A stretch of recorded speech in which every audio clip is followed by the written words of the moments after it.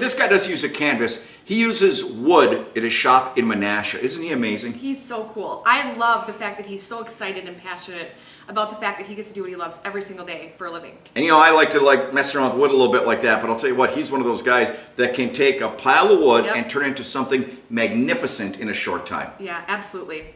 His name is Mr. Henkel. Here's his story. From a humble shop in Menasha, a true craftsman by the name of Blaine Henkel plies his trade.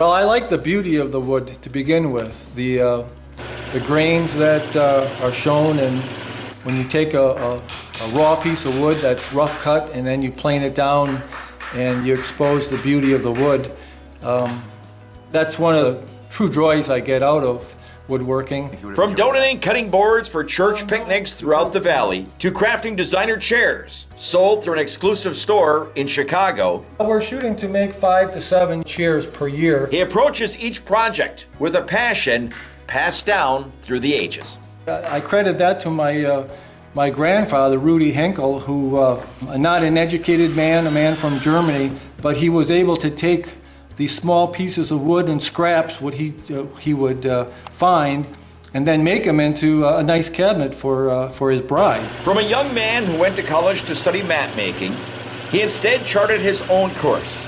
As for when he realized this would truly be his career of choice, that's a good question. I worked my way through college, working for a local contractor, and I enjoyed doing the framing, but I found a love for doing the finished carpentry.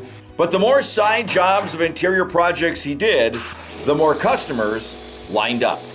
I guess it was the demand and an interest by others that encouraged me and asked me to make them special projects, and it was from there I decided that maybe this is my calling, and woodworking and cabinetry and furniture would be the way to go. His finished products can be found with some of the most historic and exclusive homes throughout the region. This here depicts a job that I did. It's an arts and crafts style, and it's quarter sawn white oak, and it's based off of a Frank Lloyd Wright style of home. Some of his techniques, European design with a Menasha touch. This is a piece that I was contracted to do.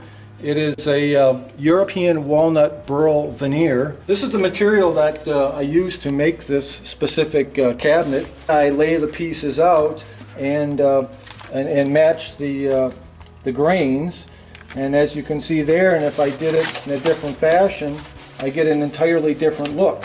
Other jobs not as subtle or in private homes, but more bold for everyone to see. This is one of the largest projects I've done as far as scale goes. It is the Club Tavern in downtown Menasha.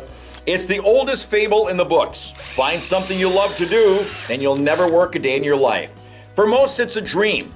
For the lucky few, it's a reality. Retirement is not in the works for me, but I love my job, and going to work, as some people would say, well, you're lucky to do what I've always wanted to do, and that's woodworking. So I've been blessed by the Lord to have that talent and have that ability to do something I love and be productive within the community. What did I tell you? Fantastic work, isn't it? Great work. I absolutely loved that piece that he made, that cabinet with the old craftsman style. It was beautiful. Does some of the greatest work I've ever seen. Just this little shop in Menasha, just goes there every day and does his thing. Perfect job, wouldn't it? Yeah, he's a lucky guy to be able to do that for a living.